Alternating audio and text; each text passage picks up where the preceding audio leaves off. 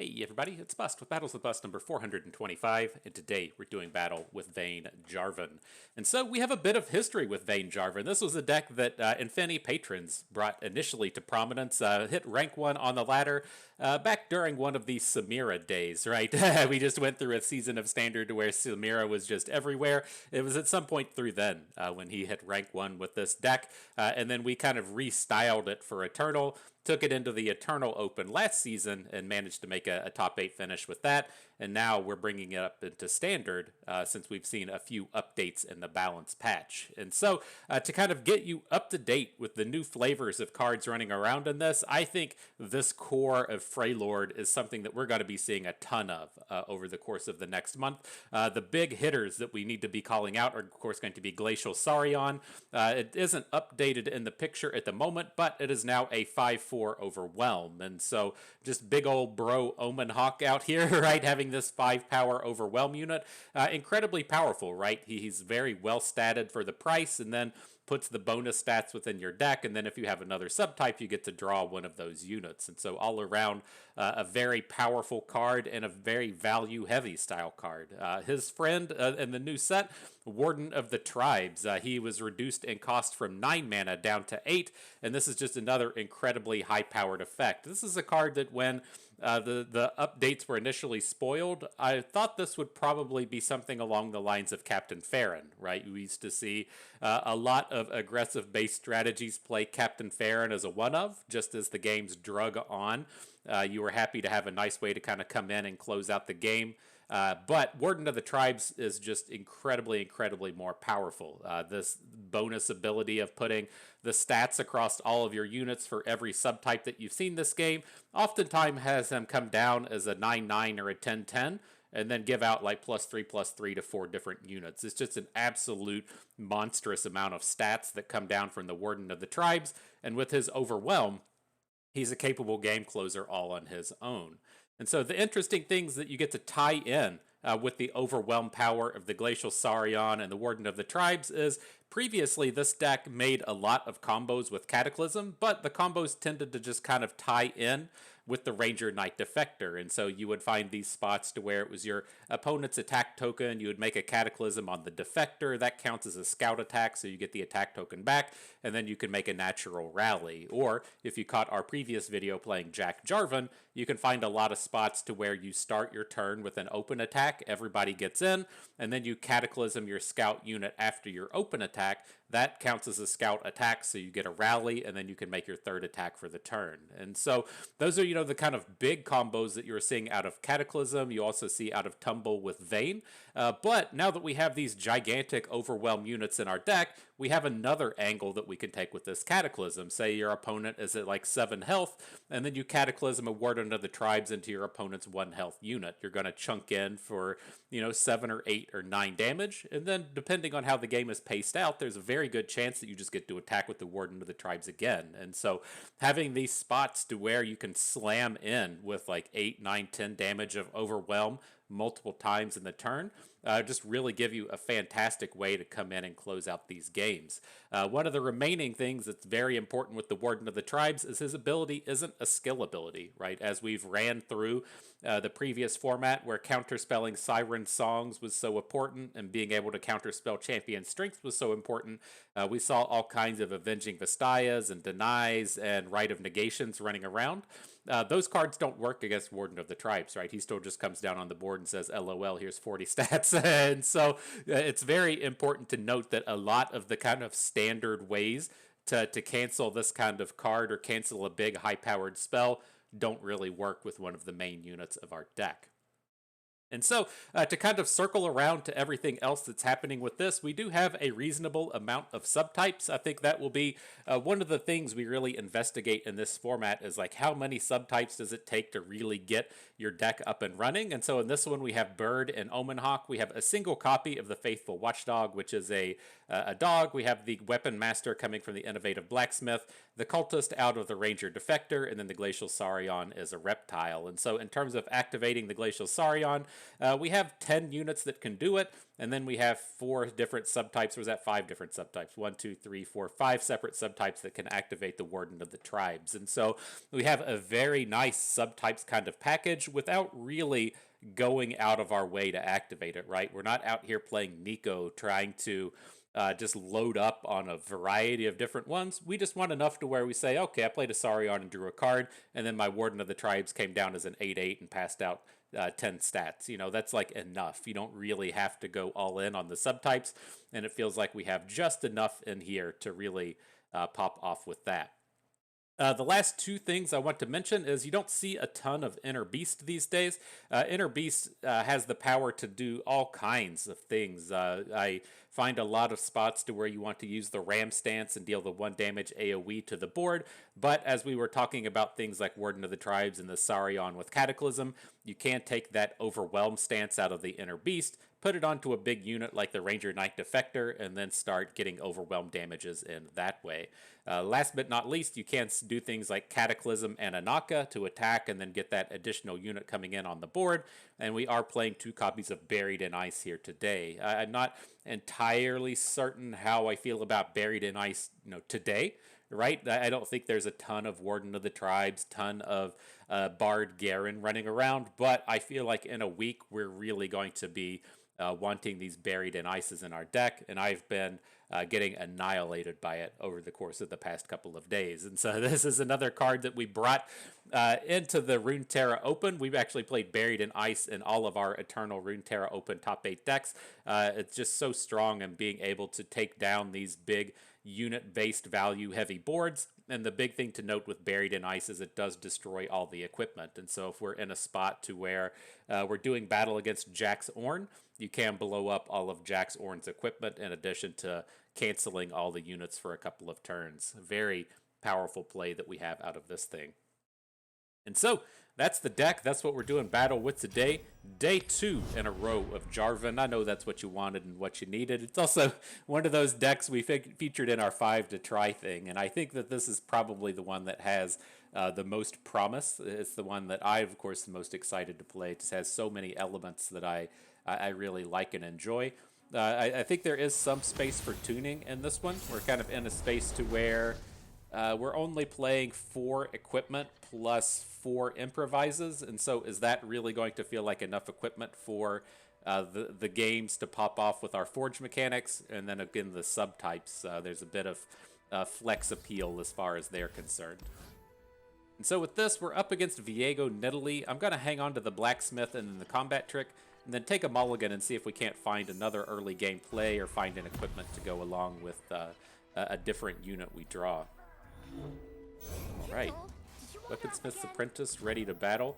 It's kind of an interesting spot. We have the choice to either start leveling up the Darkened Spear, or if we want to, say, play an Apprentice this turn and then double forge the Blacksmith next turn, or how we want to go about spreading this out if we would prefer to, say, keep up Inner Beast mana.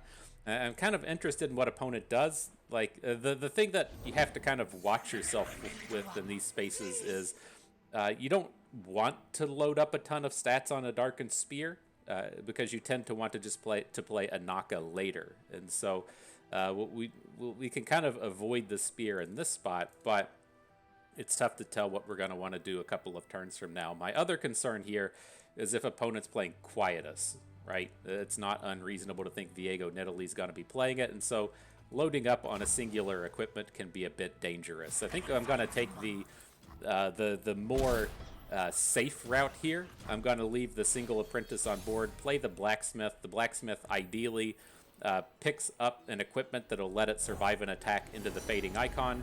Both of these work. I think I want to go with we want to take a combat reel here.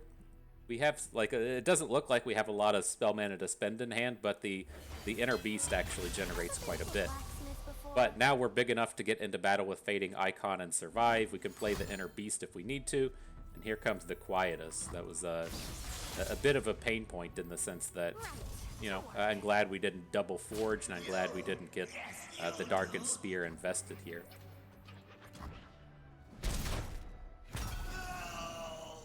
Alright, and if you haven't had the opportunity to play with the Warden of the Tribes, it does show you how many subtypes you've played. You can see that we've played one subtype this game, so it'll have the +1/+1 ability once as he comes down onto the board. Better get the forge going.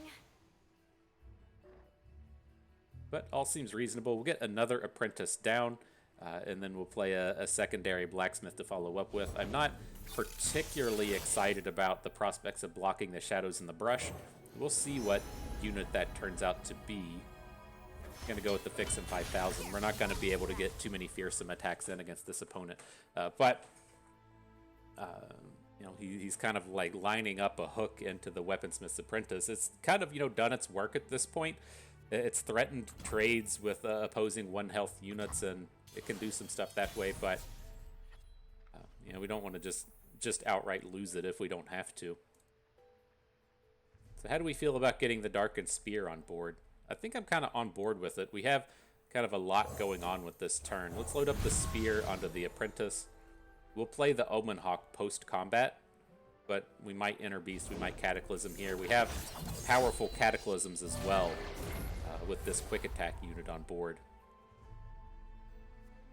Maverin Soldier's a bit annoying. I think we're just going to play the Omen Hawk and pass. Take the 3 bank into the next turn, and we can look to build up into the Warden of the Tribes. No reason to just throw these units away. Submission or death for all. Big old Viego coming down. And so he's a little challenging to be dealing with here. I think I kind of want to go for it. I like this idea of spending the Inner Beast equipment, giving Overwhelm, and also Cataclysming the Blacksmith into Viego. That's going to be a 8 mana play if we want to go for it. We can just get nugged for 7 this round. That's not that big of a deal. But I don't want to just send the singular unit into Viego. It's too easy for him to have a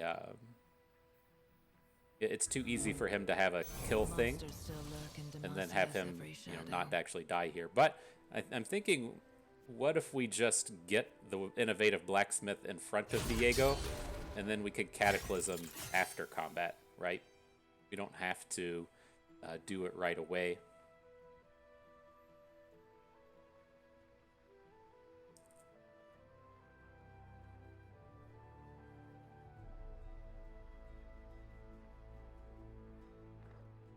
It's tough though. He's a tough character to leave running around.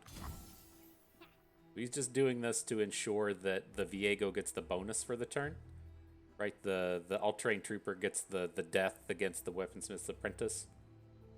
I mean, I think that's fine.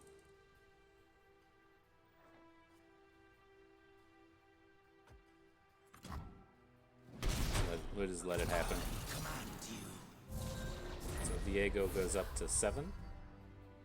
I'm curious if we should just kind of pivot and go after the shadows in the brush. There's a decent chance that it is an Avenging Vastaya. I just don't really want to be losing units at this point, right? We have the Warden ready to pop off. Let's just pass. Yeah, just make a sad noise about it and say, okay, fine. I guess. The interesting thing that we can start doing now is we can say get the Warden of the Tribes down next turn and then tumble it. So we'll see if that's what starts to come into action here. Maybe we shouldn't have attacked. I didn't stop to think about him just taking the free upgrade there. But the Heimerdinger Jayce's a fine target this round. I'm not going to be ultra surprised if opponent has a Avenging Vastaya as this card on the left, but I think we're still in a pretty good space to just go after this Heimerdinger Jayce. Yeah, you do have to. Viego's going to level up after this. This has just been sloppy.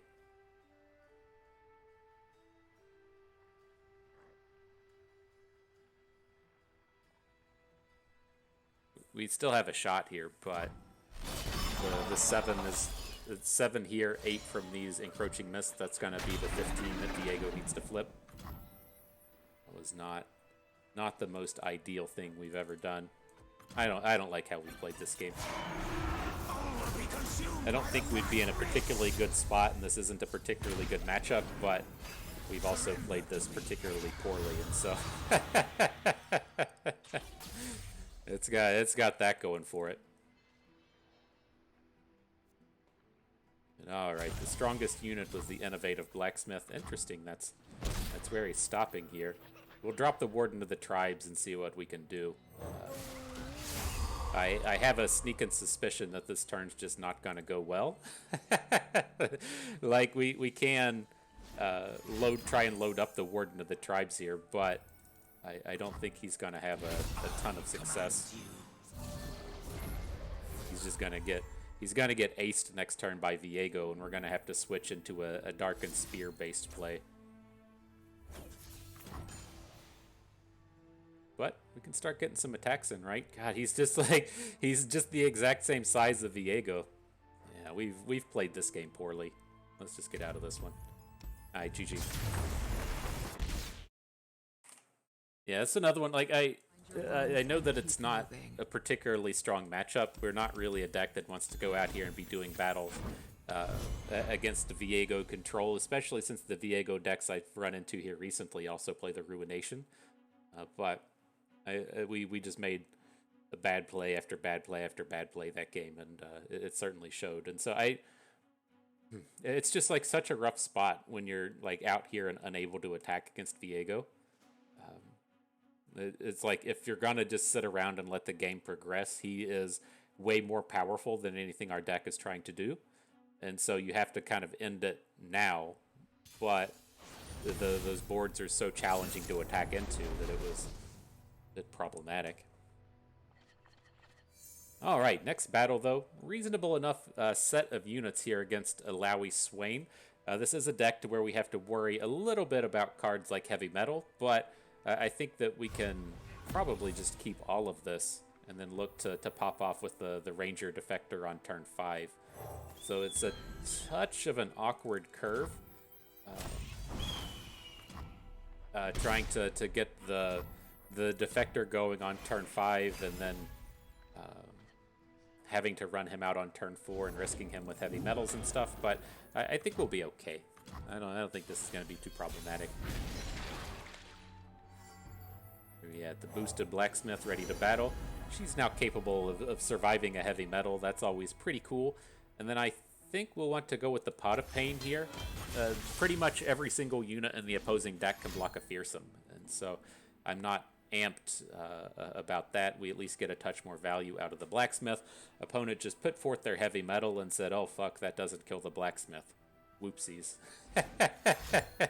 He says, I better pivot to Eye of Nagakaboros. But, I mean, that's a bit of a bummer in the sense that, you know, if we're wanting to get the Ranger Defector Darkened Spear on board, he does have the ability to come in and just kill the Defector, but, or I'm sorry, to kill the Darkened Spear, but our curve is just so good here. It's so tough to pass up on this. Against fear, against doubt. Oh. Come, witness truth. Let's see. I'm leaning towards just giving up on this Defector play. Like, our scout attacks aren't going to be that good, and now we have the opportunity to just take this Tentacle off the board. And so I'm just going to go Inner Beast our dude. Going to put a Prevent in front of Illaoi so we don't just get completely nugged and she doesn't just win every single combat from this point forward. And now we can come in with the Saurions next turn.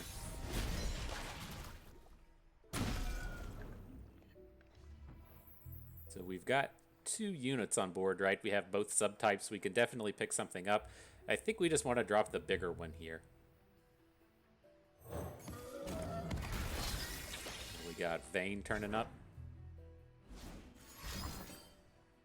Whiff. Whiff. See if he has the Scorched Earth for any of our dudes. Nope.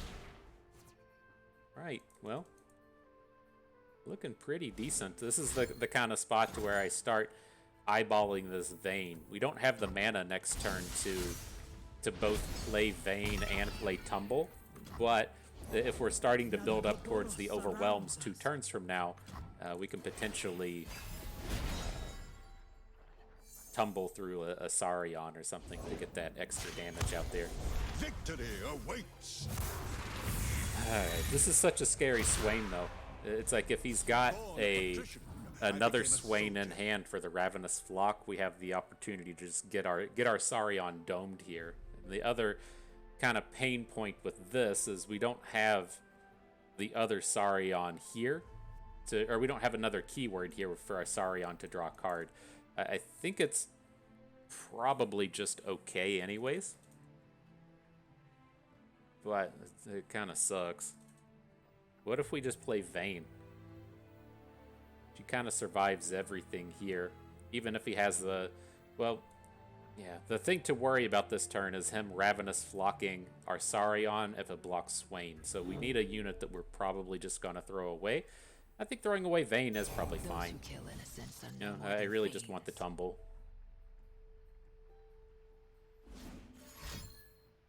Should have saved that for combat, bro.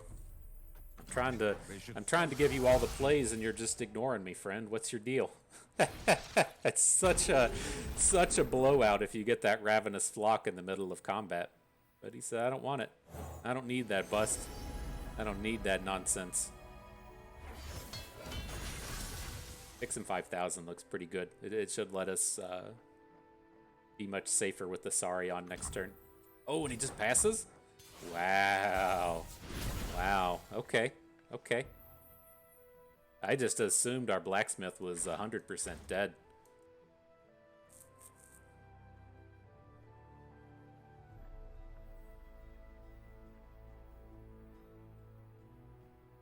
So it's like we can get the Saurion on board now, but he's a little bit too small to kill through Swain. We do have the potential to stance swap this turn, though. Let's do this. Let's play the Omen Hawk. I'm curious what our chance of success is for putting Overwhelm stance onto Vayne, or we could put it onto Blacksmith. Vayne's just the safer option since she doesn't die to heavy metal. And then Cataclysming into the Watchful Idol. I think that's probably the way to go about this one. It just adding one card this turn doesn't feel like enough. A life lesson.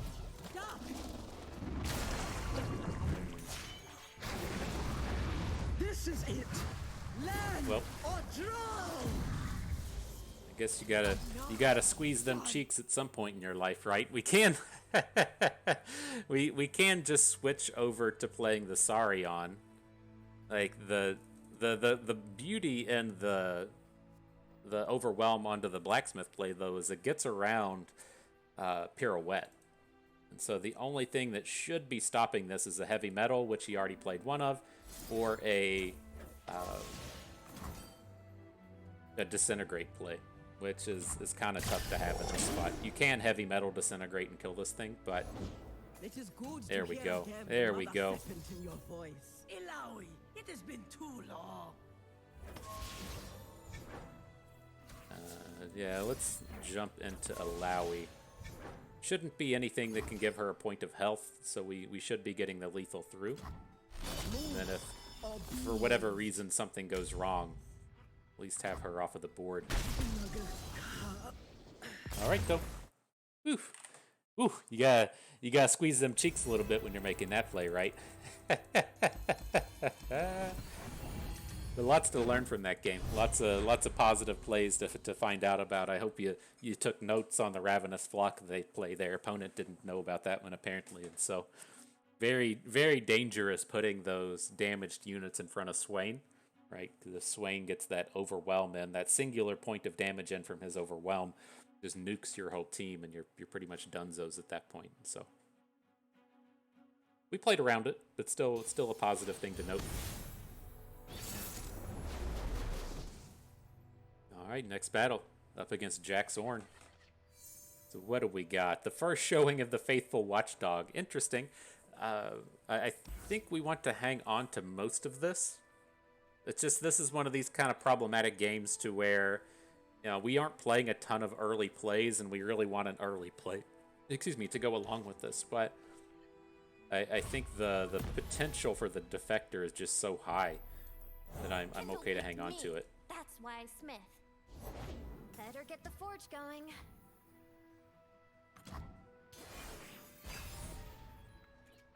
We do have this thing here as to where, do we want to try and just double forge the wolf dog next turn? I think that's probably where we want to go with this. It just gives us a chance to, This is hot, you know. like get to blocking with him. We'll get the double forge on the Darkened Spear, and then on our next attack token, maybe at that point we'll be able to load the spear now onto the Defector.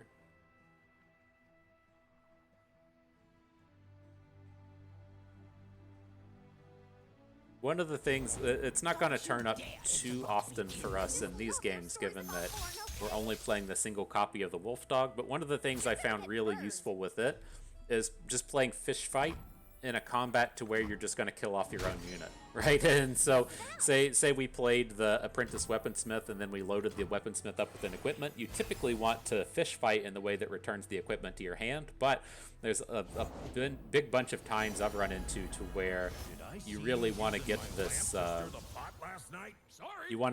Wolf Dog loaded up at the cheaper price, and so you just kill off the unit so that you get that mana discount. It's pretty interesting to see it come together. Let me change up my style. So what's happening here? He's completely tapped out, so we don't have to worry about mana. And, this is slightly awkward. Again, I want the Wolf Dog to die so we can put the equipment on the Defector, but kind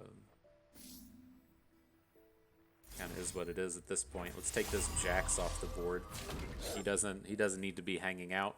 This is hot, you know. So we can circle back to this kind of idea to where we attack with everybody first and then we Cataclysm second. Because, I mean, it's a pretty powerful Cataclysm next turn if we get to put the equipment back down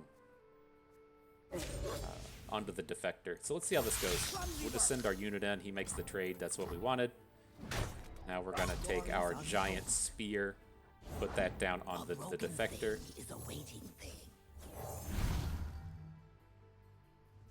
Now our Defector can say, LOL, watch this. I got a scout attack in me.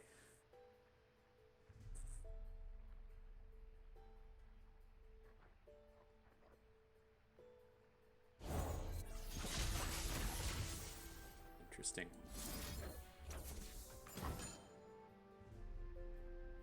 It says, LOL, watch this, bro. I didn't know we was gonna be scouting on that second attack, huh? So many stats. The units on top of our deck are gonna be so gigantic at this point as well. Pretty sweet.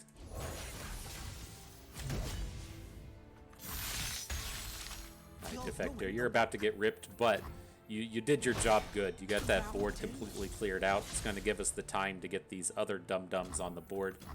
I like it. I like it.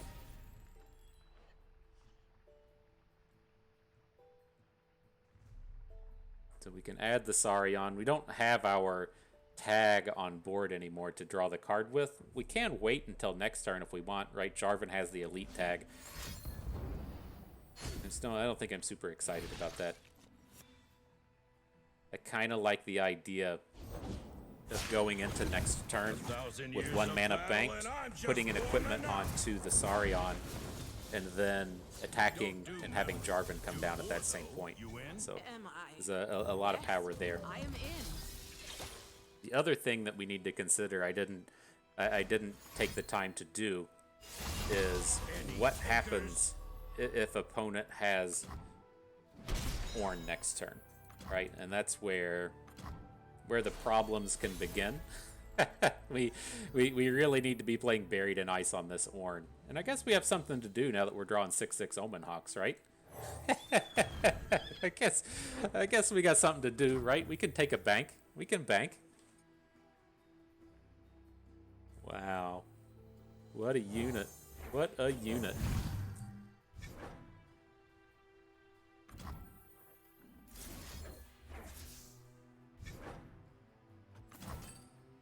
Alright, so let's take the Cataclysm in. We'll still have the mana next turn to play the Buried in Ice, but this is a lot less risky in the sense that if he's waiting on combat to end to play Ornn, then we'll have an opportunity to still take his units off the board.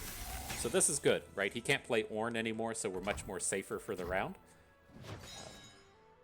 Got that nice combat trick out of the way as well.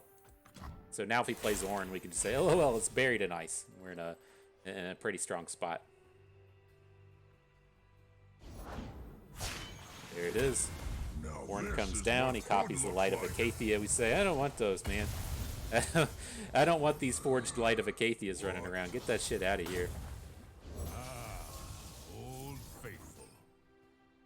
Boom.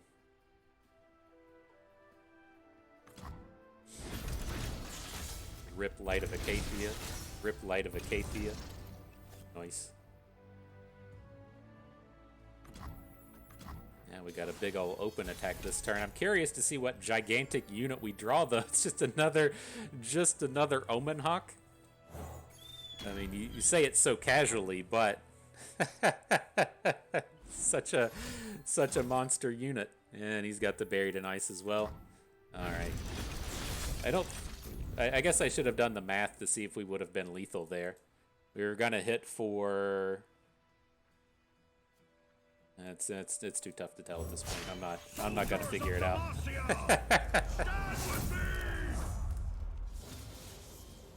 Words make a ruler, but Not gonna actions figure make that history. one out.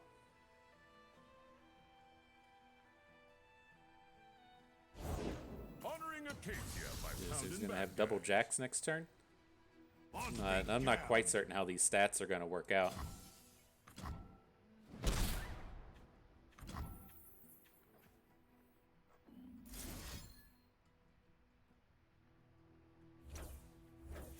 Alright, well, we have to kind of preemptively get in front of his overwhelms. Being at 8, I think that we're kind of doomed here. I think that we're just gonna die, right? He's gonna have so many stats on his open that we can't really do anything about it. What?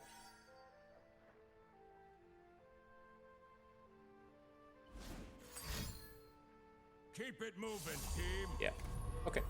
Yeah, we should have just opened. I think we were like one short, though. Were we? We had like a 6 and a 7. And prepare for And then tomorrow. maybe if Jarvan would have been flipped, that would have been exactly 20. But that's a tough spot. Like if your opponent doesn't have the Buried in Ice, then you just kind of outright win the game. But I think at least the kind of nice part about that open attack is if you want to say, well, your opponent can also have just the combat trick, right? If they have the combat trick, they don't have the Buried in Ice, or they could have the Buried in Ice, but they just can't play it yet. And it gives you an opportunity to actually come out and get some blocks in on that following turn when his units are all weaker at that point. So I think I would have liked that a little bit more. Just come in with the open attack, but it's a tough spot.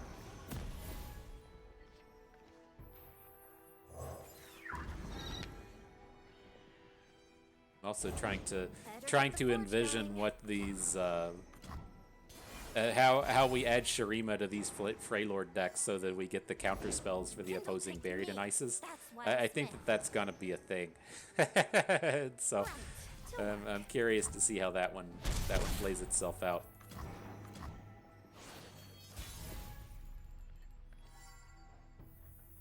But just continue on here. The thing that was the most important in these kind of forge-based mirror matches was who got the forges first.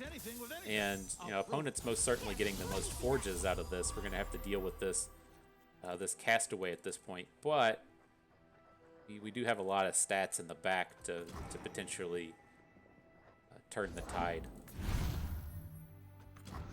I mean, the castaway is a safe block for the Omen Hawk. It's just like, what are we gonna do next turn, right?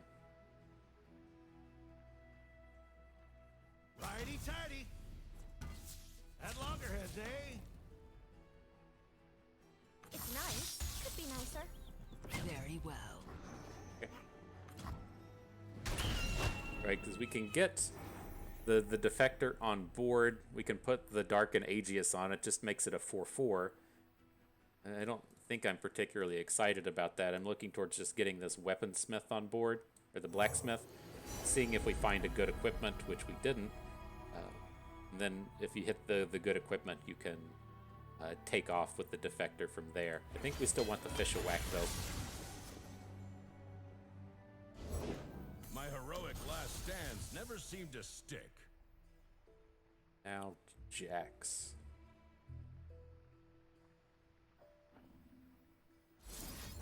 I'm gonna go ahead and send in the fish fight. One of the, I'm not too worried about Jax as a unit. One of the problems you really run into in this matchup is you need to hit all of your overwhelms to kind of close out the game and deal the damage, right? If I'm able to come down on the board and just like block all of your stuff, and you don't get to deal any damage, that kind of sucks. And so one of the big ways to really get your Ornn popping off is to have the overwhelm Light of Acacia. And as we take that Jax away from the opponent before he flips, the Light of Acacia is only providing quick attack. Now, quick attack is pretty good given the board that we have here, but it's taking away that overwhelm is pretty nice.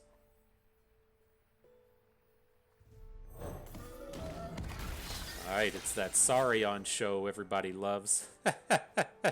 Why is our units only getting +1/+1? We played 2 Saurions, right? Grant the top 3 units in your deck 1/1, and then the next one grants the top 3 units in your deck 1/1. Why didn't the defector have 2/2?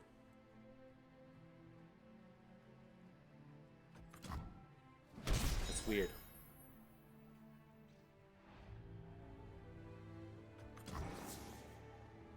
Lefty Lucy.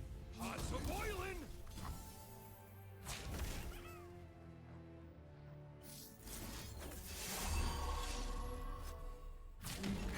Alright, he might be able to catch out of this one, but we're starting to get our big overwhelm board built up. And so I don't want to particularly lose. As I look at this board more, I mean, we played the Inner Beast. We don't have the mana to play the Warden next turn. I was like, well, this might just be a big-ass Warden of the Tribe's turn next round. But I think this is okay. We shouldn't have gotten rid of Vayne, though. I started to think in my head the subtypes matter, and so I was wanting to keep the subtype on the Weapon Master, but it doesn't matter at this point. Well, it kind of matters if we want to play this other Saurion next turn. But it's not critical, I should say.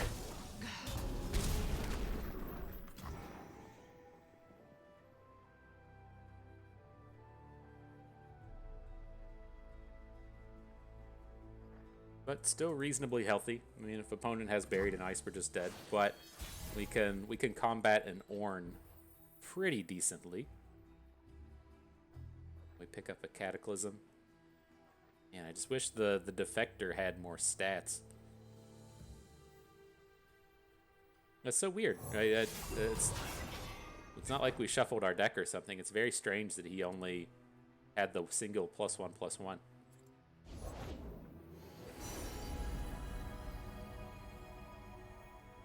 Alright, so no Ornn coming out of the opposing deck. That feels pretty good. I don't think we're just dead to an open attack next turn. I don't think we need to add any more cards in. We could look to, say, play the Darkened Aegis just to... maybe that's okay. Get that point of heal off the blacksmith and then have the tougher unit.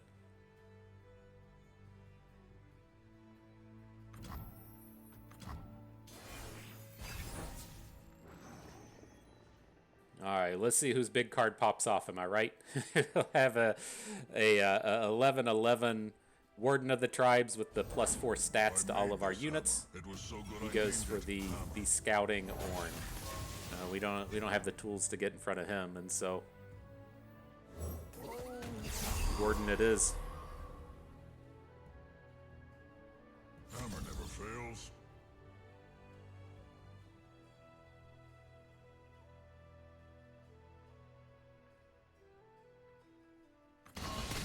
All right, well, I'll be blocking.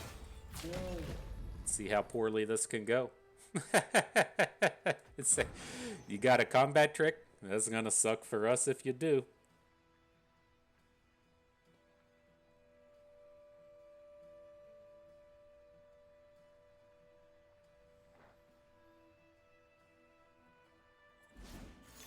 And he do. Alright. GG. Oof. It's tough. I'm curious to see how much of these matches start to come down to this. Like, you don't have to play... Like, it's... Like, as we kind of go back to the note on playing multiple copies of Warden of the Tribes compared to, like, the days of old just playing one copy of Captain Farron, right? Because you were always in a spot to where... Would I prefer to draw 0 of these, or would I prefer to draw 2? Right, as you especially think about it in the state of being on like turn 6 of the game, to where if you draw 2 copies of Captain Farron on turn 6, you've essentially just countered 2 cards that you can play for the remainder of the game. And as we kind of run into this style of meta as to where it can be so important to draw Buried in Ice, like, would I rather draw 2 Buried in Ice as compared to 0? And I start to wonder if we shouldn't just be like moving up to 3 copies of Buried in Ice, or even 3 copies of Warden of the Tribes. Like, I know that that's a pretty expensive angle, but the format might just be slow enough for that to be a thing, right? It's not like Legion Rearguards running around bringing the hard punishes when you try to run your triple Warden of the Tribes, triple Buried in Ice deck, and so. I don't know the exact answer there.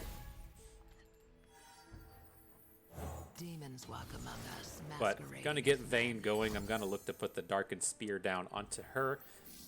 Not quite there, I guess. We'll give the Protect. If he has another spell to kill off Vayne, fine. It's not horrifically bad, but the thing that this does for opponent is it really limits their ability to start doing 6-cost spells for Jayce, and so he can't play a 6-mana Production Surge next turn. He can't play a Shock Blast next turn. It just limits their ability to really do strong things with that deck, and so I think that's okay. I help when I can. Shut up when I can't. Add in another Omen Hawk. I don't think we want to get a stance or get a spear in. I kind of like keeping the mana back here, though. A Defector. We can look for the Defector next turn. I think getting the tumble with him, like the Defector and the tumble with the Darkened Spear, is going to just have the chance to be much stronger. There's the Production Surge, and he hits an 8/8. Okay.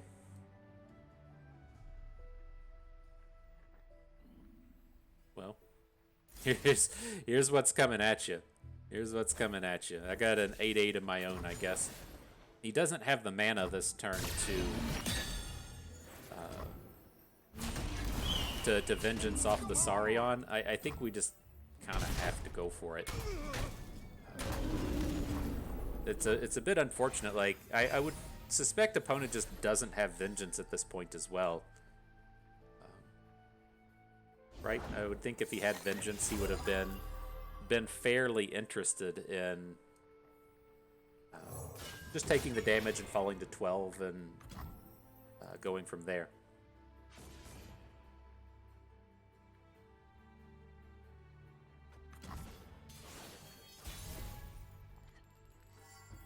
Alright, so we can make this play.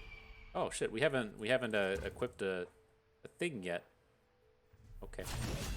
I thought we were going to be able to make a Cataclysm after combat with the thousands of Jarvans that we have in our hand, but we haven't equipped the Defector yet, so it doesn't have Scout. We'll have to wait until next turn to do that. Kindle, did you wander off again? I fight for a brighter tomorrow. Here, let me see that. Alright, so we're potentially losing out on a bit of a Forge, right? But I think this is still okay. Ooh, the Quietus is painful. I wanted the Anaka much more than I wanted the the Defector.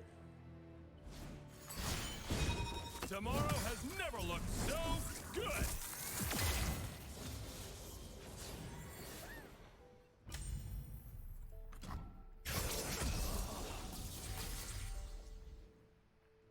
Alright, then that starts to take away our cataclysms. This is kind of a bummer. Kind of a bummer. Let's see if we can get something else going. Hextech engaged.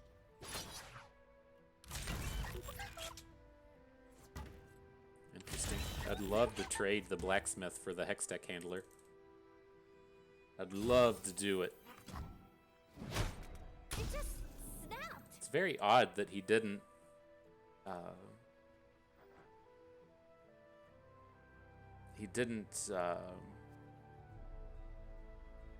go after the defector. So how are we going to handle this next turn, right? We can go about this a couple ways. We can tumble onto the defector, get the scout token back. He's just going to block with the handler. I don't really like that. I think I want to just get an open attack that brings Jarvan in.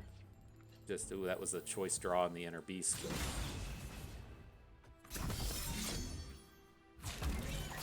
But if we want access to our cataclysms and stuff, we have to get to Jarvan on board.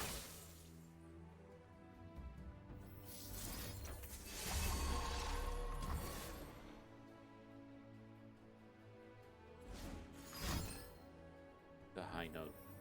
All right. Make a sad noise for me, fam. At least we clear the Jayce off of the board and still have the blacksmith around, but that was painful. That was painful.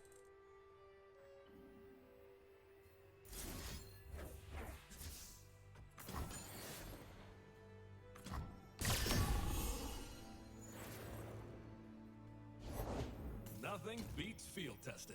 Interesting he plays the Jayce now. Like I was squeezing cheeks a little bit in terms of getting this on the blacksmith. It's like if we put the stance onto the blacksmith and then attack with Hey, show me that again. then attack, like it's a problem. That's a problem round if that stuff starts happening, but I think this is okay.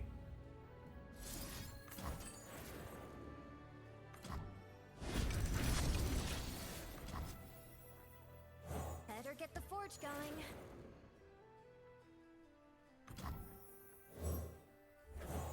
Ever been to a blacksmith before? Alright, this is a 12 damage attack, still short of the lethal. How bad could this turn get? I think we could probably safely add a unit. It's like, if he production surges, that's bad. If he plays literally any other unit, then we're kind of okay with the turn. So let's add in the blacksmith and see what turns up. Gotta take the scout rate. There's too many possibilities with it.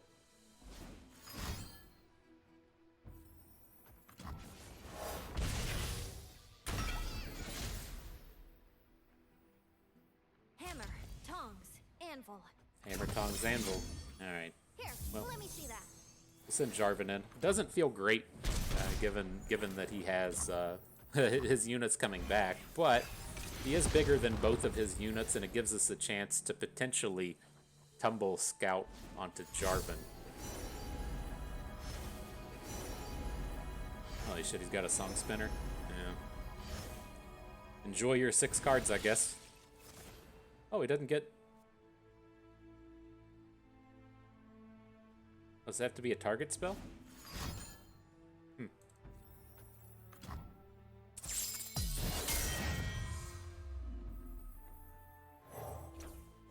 Interesting.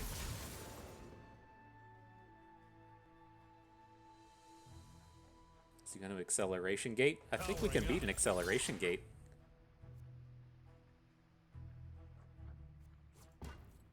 Gotta be killing off Jarvan, right? Oh my god, what a hit. What a set of hits. Okay. You're gonna get burned. Well, we still have opportunities to win this game. I think it's pretty slow, or pretty slim, but if we manage to pick up, say, like Warden of the Tribes, we can attack 3 times this next turn, and so a big overwhelm bro has the chance to do it.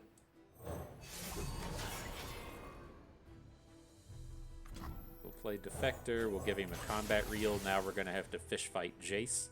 Then we can re-equip. Interesting use of tech. Okay. Oof, brutal. Brutal. I don't know. I think the big problem in that one was coming down to that spot to where we got our Anaka hit with Quietus. I think we could have done quite a bit more that game if we just had access to that one more unit. And it was just like we were really struggling to have something to put on the board. And I think we could have managed a spot to where we got a knockdown and tumbled, or got just some kind of like open attack to where you at least get something else on the board, and then your opponent has to deal with the something else and deal with the Anaka. We were just like a touch short of popping off on that game. There's the Warden, though. He says, I'm ready to party. I turn up on turn 1 against these aggro decks. And so this is exactly why you start to question whether or not you want to play 3 copies of a card like Warden of the Tribes, 3 copies of a card like Buried in Ice, as you know sometimes mulligan into it on turn 1, and now we have this unplayable card for quite a long time in this game. A broken thing. So with this, I'm just going to take it slow. I think we'll get to kind of pick and choose a better combat with this Omen Hawk. We could have thought about open attacking into Bird, but I think if we get to play this slow, we might do something special here.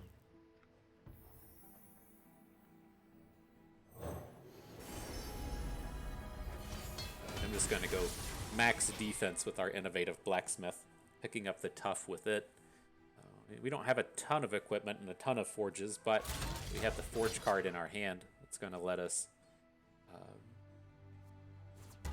heal and grow a little bit in the next turn. Ooh, nice.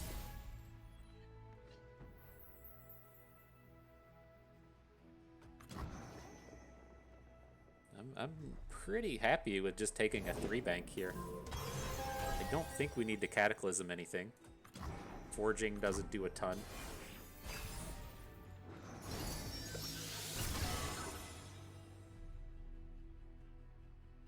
I'll be getting them heals in real soon. So many blacksmiths turning up.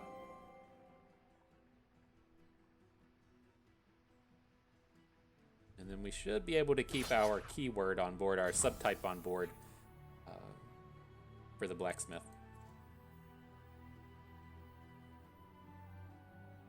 By his hammer. So let's just prevent maximum damage here.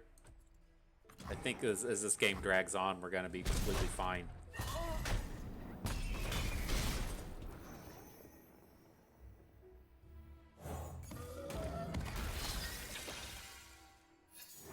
Wolf Dog turns up. You know, I guess we don't have any equipment. It's just like, oh man, you see it only cost 1 mana, and you're like, that's what I want. I want to, I want to get that value. Don't try and take it away from me.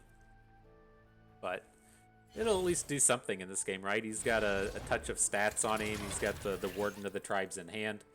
You just need to make it a little bit further, and it'll pan out.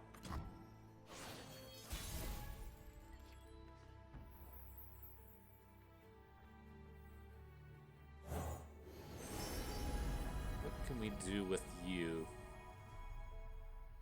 The upcycled rake is always good. I think we're kind of safe to just go big in this spot. I'm looking to pick up the rake, and then I'm just going to fish fight into the sump dredger. Like buildings. Her people. Maybe we're not.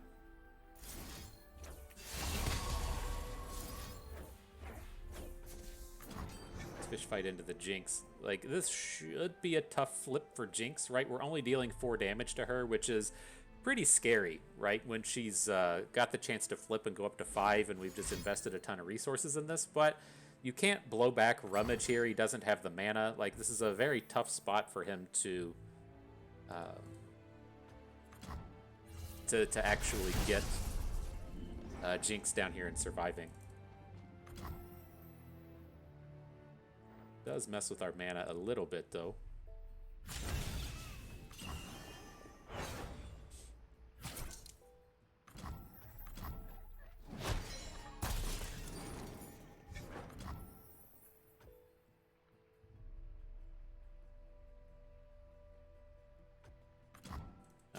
Let's just take it slow. We got the Warden for this turn, and we have Cataclysms. I think it's all okay. Oh shit, we don't have. I thought we were going to be on 8 mana this turn. Whoops. your classic bust whoopsies. Unable to count up to 8. It's tough. It's tough to do sometimes, you know.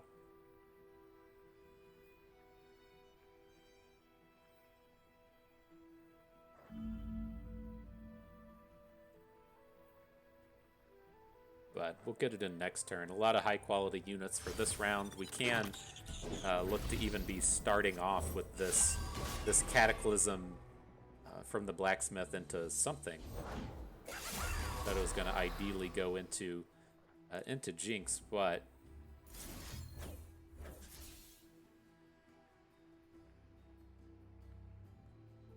is where we want to send it. We can just. I don't think we even care about attacking this turn. Let's just send in on the Shadow Tech Walker, right? He's tapped down to 3 real mana, so he can't actually play Jinx this round. Let's just get this elusive unit off of the board, be as defensive as we can this round, and then next turn we'll just hit him with the Warden.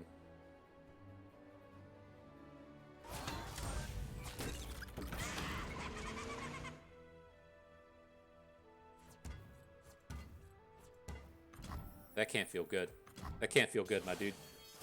I just can't imagine. Alright. Here's our big guy. That's got to do it. That's got to call it a day. So many angles we can do with this. I'm just going to swing with everybody.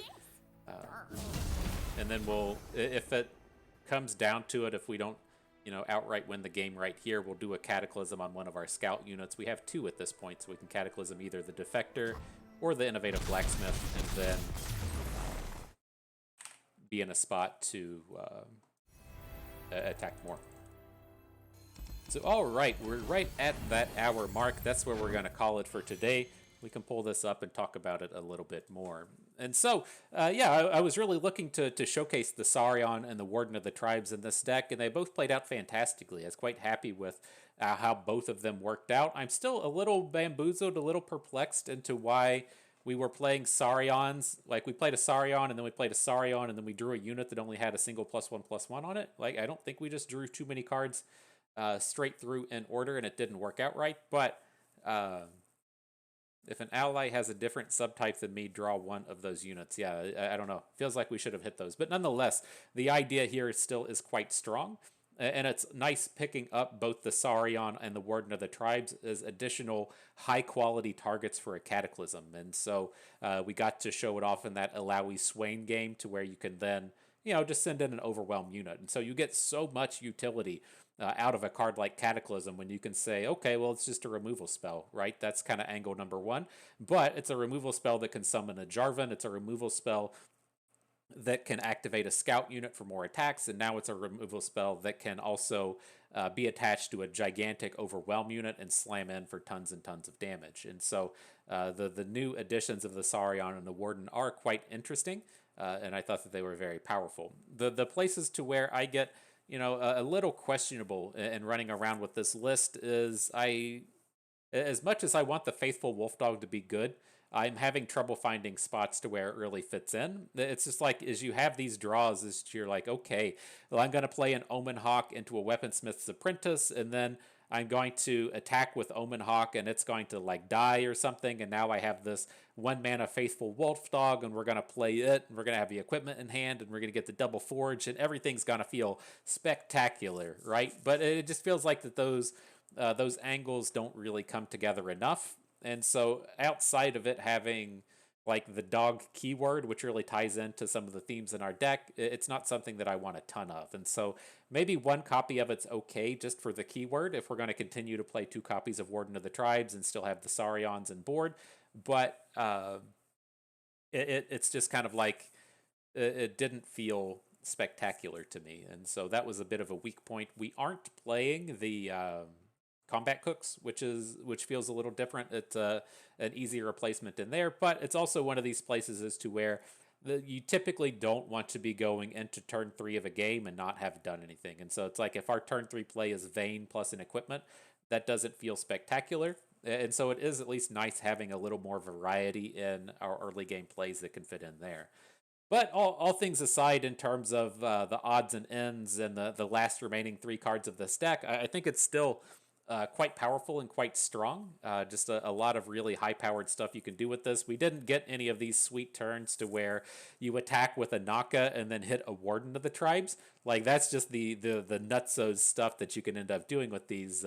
Maybe we do have to kind of revisit the Demacian ramp decks now that Warden of the Tribes is really popping off. But at the end of the day, a lot of this stuff feels pretty good. I think the power of this deck might actually determine down to how much Buried in Ice are we going to be seeing, right? I feel like the Saurion is the highest impact card out of the balance patch. We're going to be seeing a lot of this. It's very easy to fit Buried in Ice into a Saurion deck. You can also fit Buried in Ice into your Ornn decks, and it's just Buried in Ice is a card that plays so fantastically against stuff like what we're doing here and Ornn and any equipment-based deck, and then it does well against elites, and it does well against just basically any mid-rangey deck in the format. And I worry how the meta will kind of shape up in terms of Buried in Ice and then trying to play a deck like this. And so, we can always kind of pivot in the angles to where you're taking these things, as to where you do